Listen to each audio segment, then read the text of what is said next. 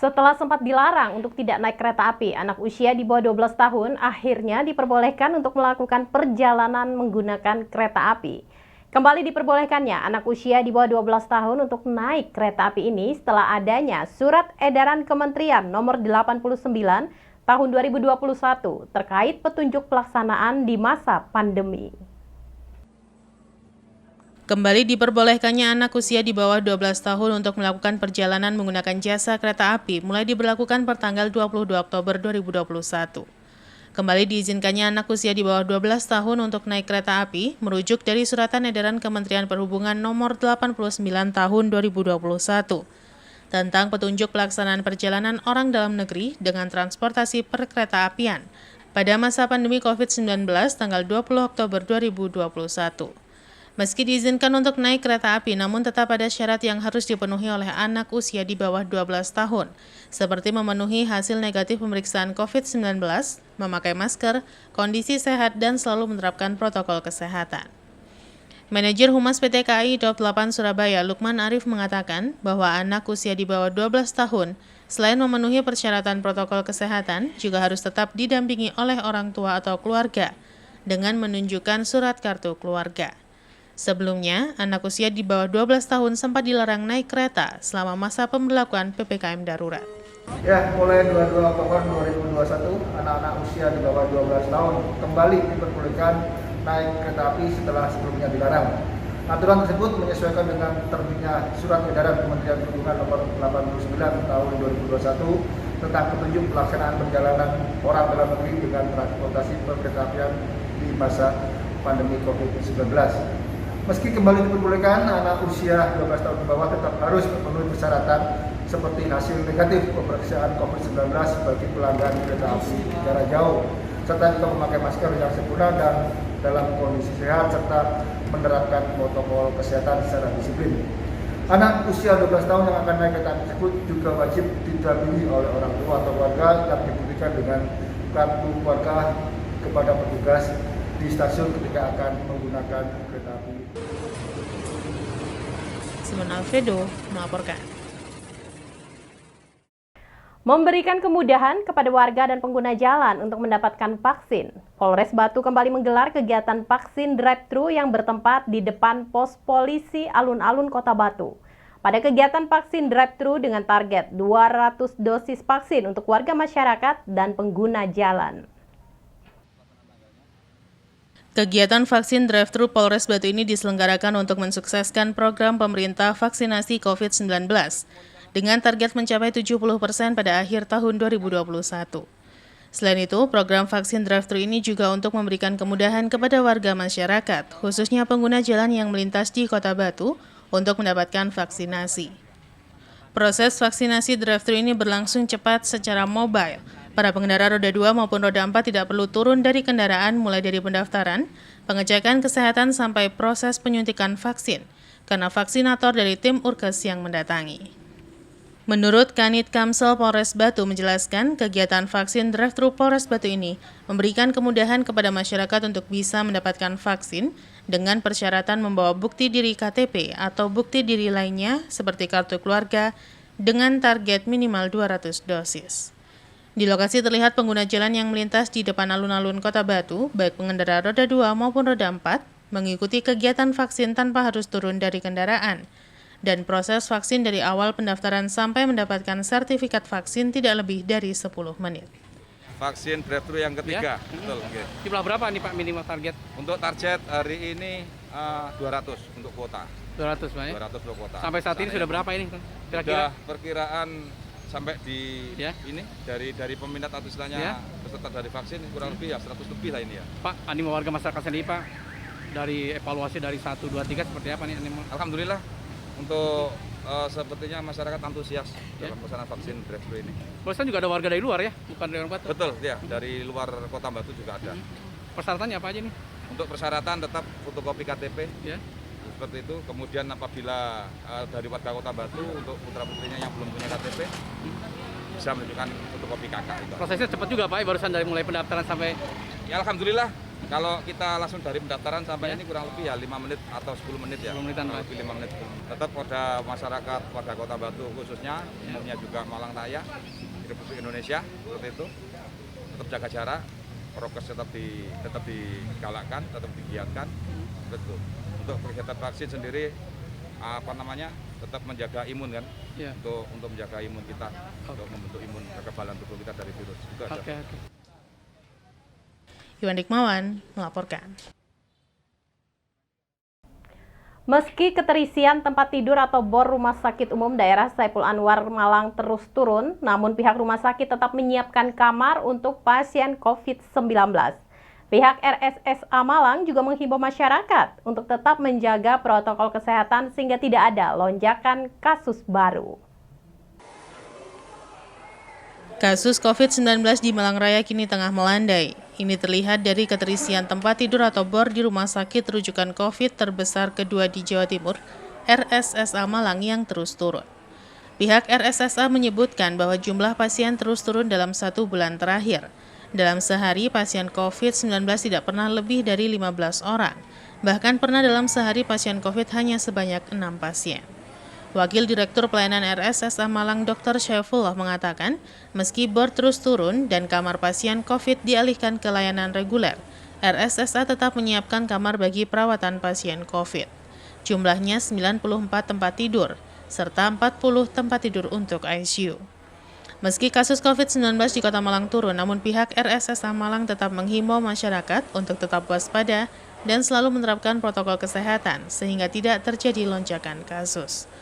Berdasarkan data Satgas COVID-19 Kota Malang per 21 Oktober, kasus COVID-19 di Kota Malang sebanyak 15.554, dengan jumlah penambahan pasien 10 orang dan 26 orang dalam pantauan. Jadi jumlah kasus yang kami tangani saat ini hampir rata-rata di bawah 15, dan bahkan pernah di bawah 10, paling rendah kita merawat kemarin itu sekitar 6 orang.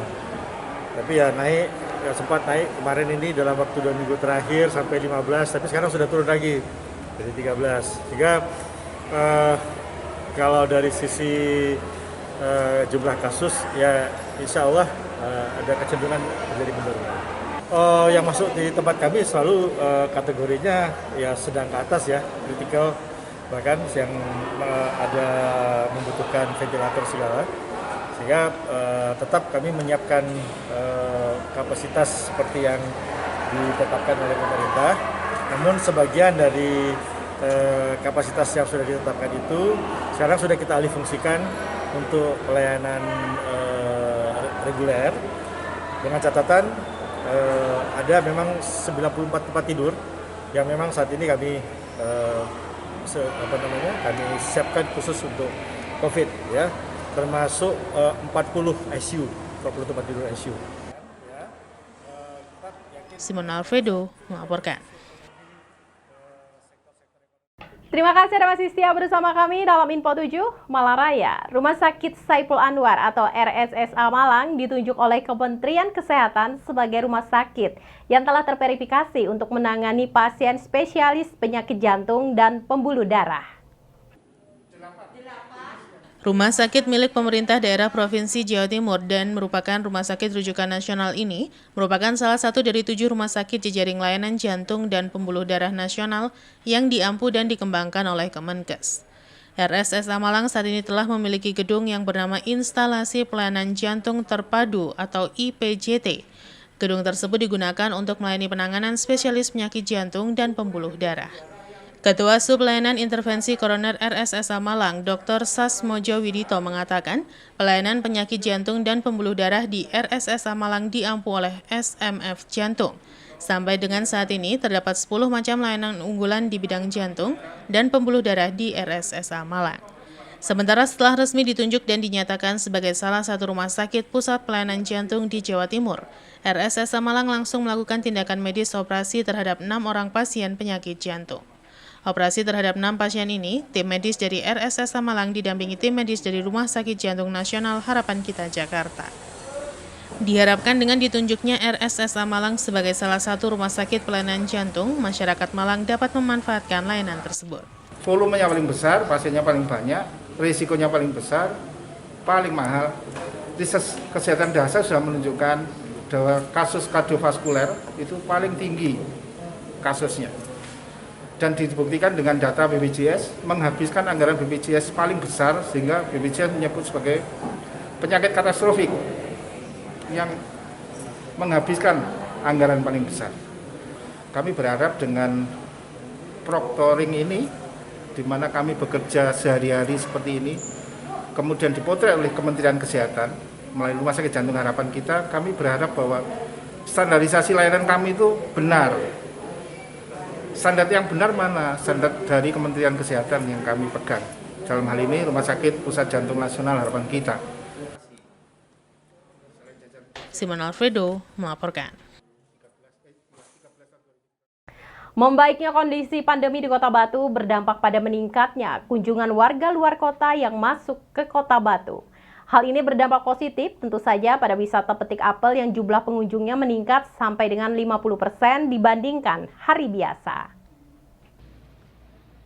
Semakin membaiknya kondisi Kota Batu pada perpanjangan PPKM ini berdampak pada mulai ramainya kembali kendaraan yang masuk ke Kota Batu dan mulai ada peningkatan kunjungan ke tempat wisata petik apel. Sudah sejak beberapa minggu terakhir, setiap menjelang akhir pekan, jalan sudah ramai dan wisata petik apel mulai menggeliat kembali, walaupun masih belum normal seperti sebelum pandemi. Saat ini Kota Batu sudah turun level PPKM dari 3 ke level 2 dan level 1 berdasarkan asesmen Kementerian Kesehatan, serta data dari Satgas COVID-19 Kota Batu. Sampai tanggal 20 Oktober, capaian vaksin dosis pertama sudah mencapai 90% lebih, dan dosis kedua mencapai 50%. Di kawasan rest area Sidomulyo sudah terlihat sejak pukul 8 pagi kunjungan ke tempat wisata petik apel.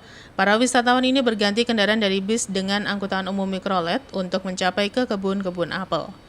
Menurut operator wisata petik apel di Sidomulyo, sudah beberapa minggu kunjungan ke wisata petik apel mulai ada peningkatan kembali, khususnya pada hari Sabtu dan Minggu yang biasanya mencapai 250 lebih pengunjung. Di rest area Sidomulyo terlihat beberapa mikrolet jurusan Batu Bumiaji sudah disiapkan oleh operator penyedia jasa wisata petik apel. Meningkatnya kunjungan wisata petik apel ini juga disyukuri para sopir angkutan umum karena lumayan membantu dengan jumlah penumpang yang masih terbatas. Ada peningkatan nggak, Pak? Ya, untuk wisata agak ada peningkatan karena levelnya 2. Jadi bis-bis itu sudah rombongan ya, terutama rombongan sudah berani lah masuk Kota Batu. Semua dipakai vaksin, jadi prosesnya tetap kita jalankan. Pak, untuk saat ini kira-kira per hari bisa sampai berapa nih yang masuk, Pak, kendaraan atau jumlah orangnya, Pak? Kalau untuk bis, kalau Sabtu Minggu itu biasanya kita bisa 10 bis lah. 10 bis ya? Sabtu Minggu, Pak ya? Iya, Sabtu Minggu. Petik apel ya. Petik apel ke kemana aja nih, Pak? Kelihatannya kan di kawasan sudah mulai agak berkurang ya apel ini. Iya. Ini daerah Junggo kalau ini. Oh, Junggo. Di sana banyak perkebunan yang masih buah. Selain petik apel, kemana lagi nih, Pak, para wisatawan ini? Wisata bunga, wisata bunga. Di sini ada mall bunga, jadi bisa dikunjungi untuk wisata mall bunga. Jadi peningkatannya kalau dibanding dengan pas awal PPKM darurat diberlakukan seperti apa sama sekarang? Peningkatannya ya hampir 50% lah, jadi sudah ada peningkatan. Jadi yang kemarin PPKM memang orang masih waspada ya. Jadi kalau sekarang sudah.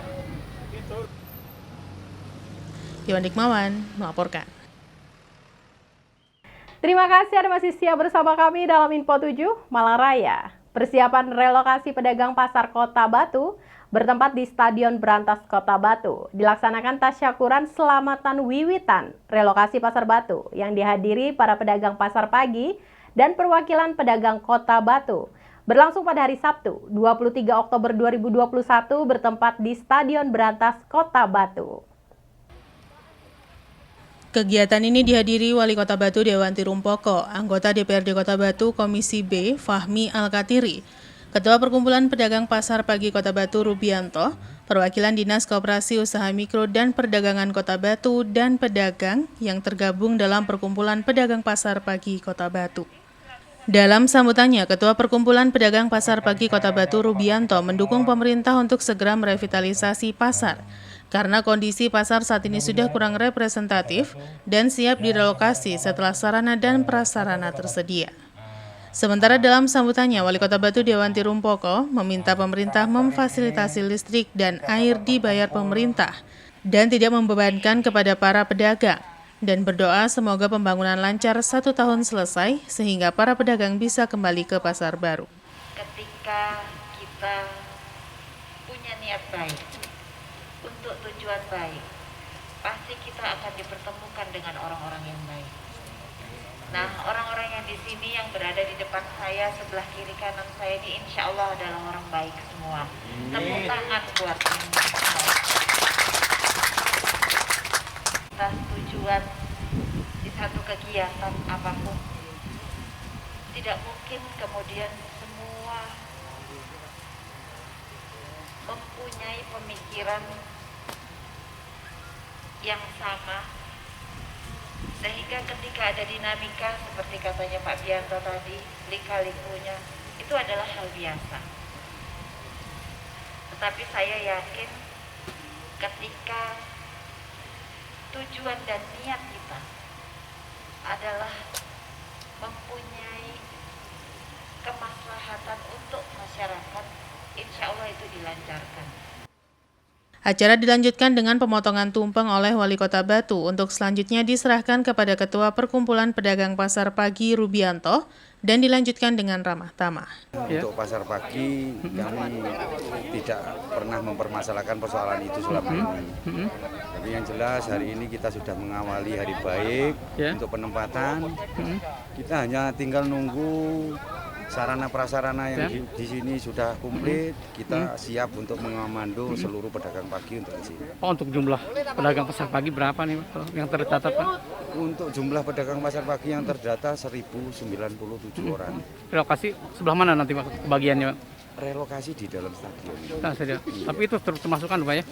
Menurut Anda termasuk bagus ya relokasi pasar? Iya, memang nggak ada pilihan yang lain. Oh, gitu, Pak ya. Jadi ini tempat satu-satunya yang kami rasa memang memadai untuk pedagang pasar pagi yang ada. Kapan Pak ini rencananya relokasi dengan? Iya, itu tadi apabila sarana prasarana yang kami butuhkan di sini itu dirasa cukup, kami siap segera untuk berangkat ke tempat relokasi. Relokasi, Pak ya. Oke. Iya. Nah, ini sama dari teman-teman perwakilan unit pasar dalam itu semua hadir. Dari pasar sayur, unit 1, 2, 3 sampai 5 hadir ini alhamdulillah. Oke. Jadi kami memang senang aja mengundang untuk menghilangkan sekat yang selama ini terlihat itu biar kita dengan ini bisa hilang gitu. Iwan Dikmawan melaporkan. Bagi masyarakat Malang Raya, kami ingatkan untuk selalu menerapkan protokol kesehatan 6M. Mencuci tangan, memakai masker, menjaga jarak, menjauhi kerumunan, membatasi mobilitas, dan mengikuti vaksinasi. Mewakili kerabat kerja yang bertugas, saya Sri Widiarti mengucapkan terima kasih atas perhatian Anda. Sampai jumpa dan wassalamualaikum warahmatullahi wabarakatuh.